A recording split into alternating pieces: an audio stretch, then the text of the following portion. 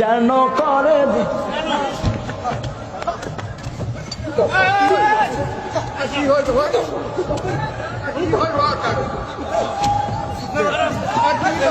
আপনারা থামেন কোনো হয়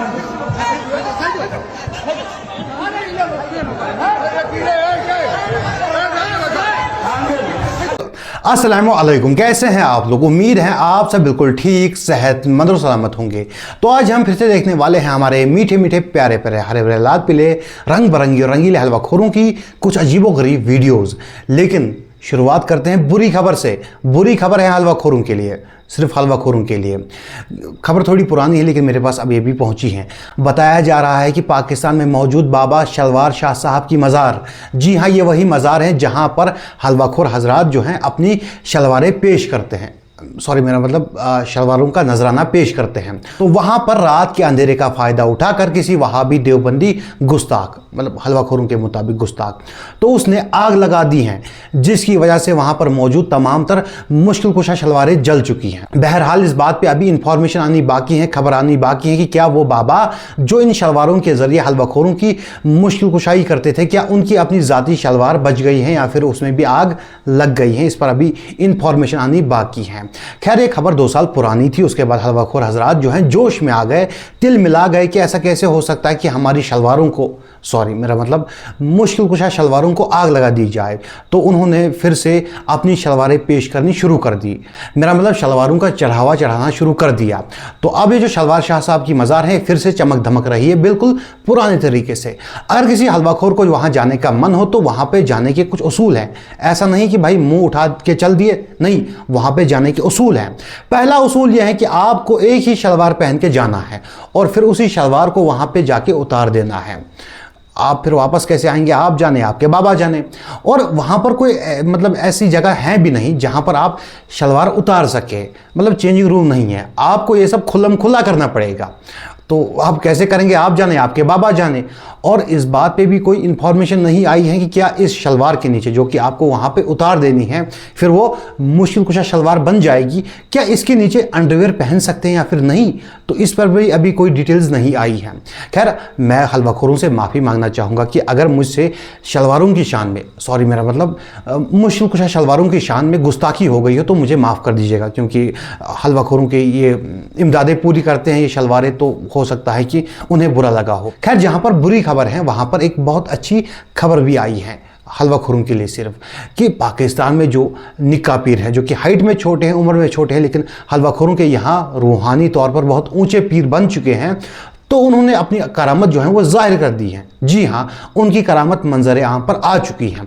तो चलिए सभी मिलकर करामत देखते हैं। पहले मेरा यकीन अल्लाह ताला पर है। ठीक है, मैं तकिया रख रहे हैं। तकिया क्यों? नहीं वो पड़ रहे हैं। बस बस बस बस मैं रुकूंगा नहीं, मैं गुजार दूंगा ऊपर से गाड़ी। जी जी आप गुजार दे, मेरा यकीन अल्लाह ताला पर है और मैं अल्लाह का कलाम पढ़ता रहूंगा। बेशक अल्लाह के कलाम में बड़ी ताकत है, मुझे कुछ भी नहीं होगा। कुछ भी नहीं होता, मुझे पता है ना, ये मेरे नजरों में कुछ भी नहीं है। ये तो वो वाली बात होगी ना, आप बैल मुझे मार। हाँ, मैं चढ़ा दे यार कुछ भी नहीं होता, पीर तगड़ा हो आने दो आने दो। ला इलाहा इल्लल्लाह मुहम्मदुर रसूलुल्लाह। बस बस बस बस बस बस बस सब जीत गए सर, या क्या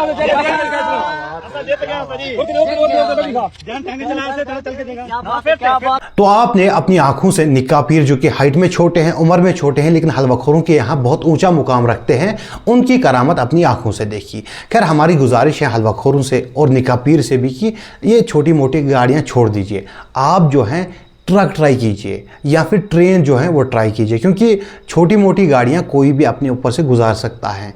ट्रक जो है थोड़ा मुश्किल है। अगर आपके पास ट्रक जो है दस्तियाब नहीं है तो हम आपको फुली लोडेड ट्रक दस्तियाब करवा देंगे, लेकिन आपको सिर्फ उसके नीचे जाके लेट जाना है।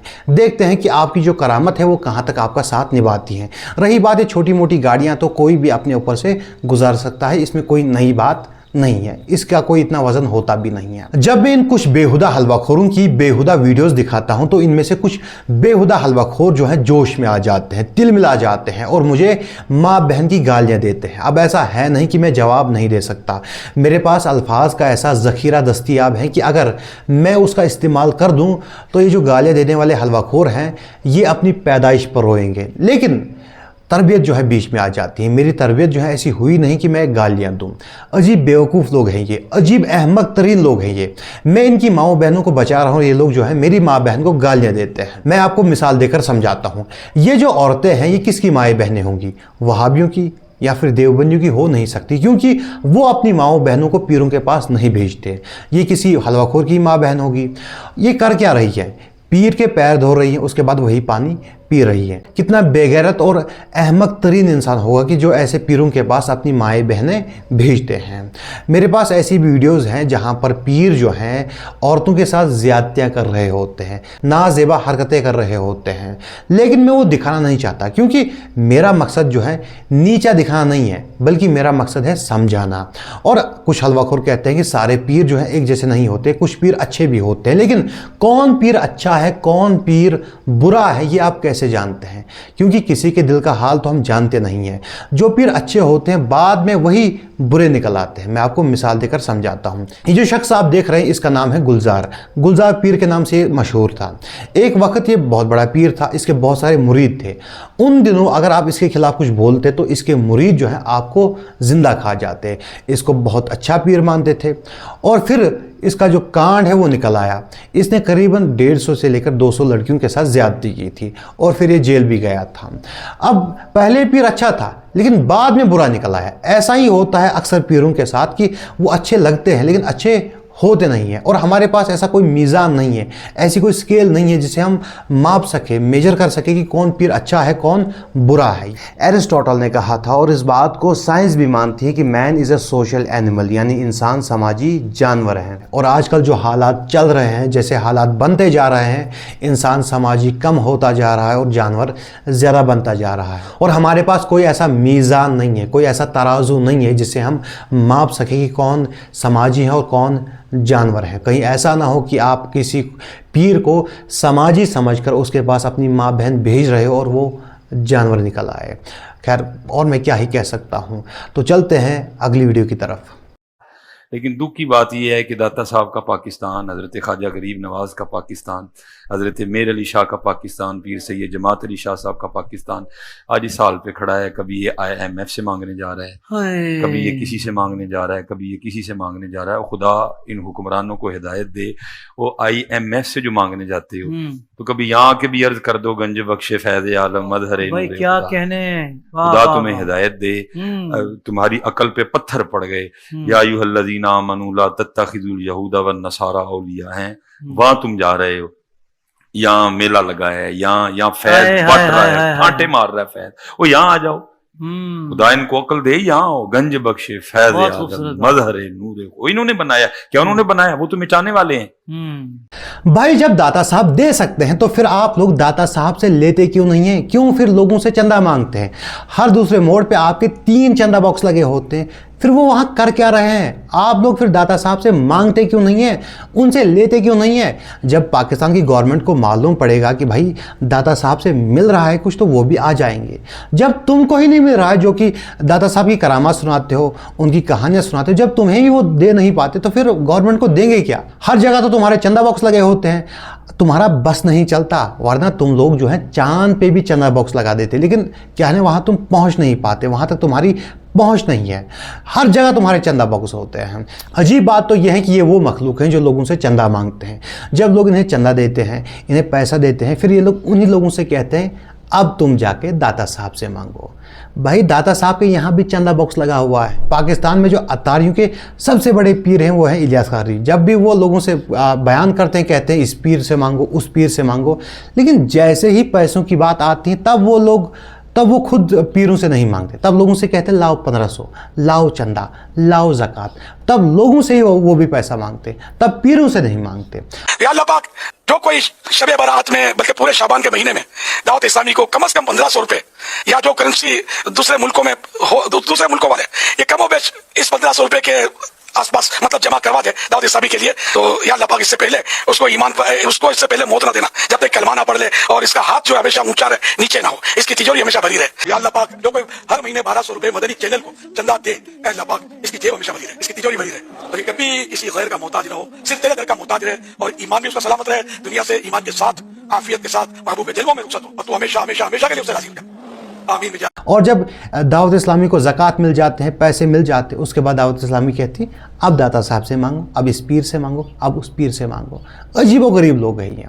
कुर्बानी आ रही है ना, कुर्बानी की खालें तो आपने देनी ही देनी है। मेरी रिक्वेस्ट है आप हजरात से, आप कुर्बानी की जब खाल देते हैं तो आप देखा करें कि किसको देनी चाहिए। ये जो वक्त चल रहा है इसके अंदर यार दावत इस्लामी को दीजिए।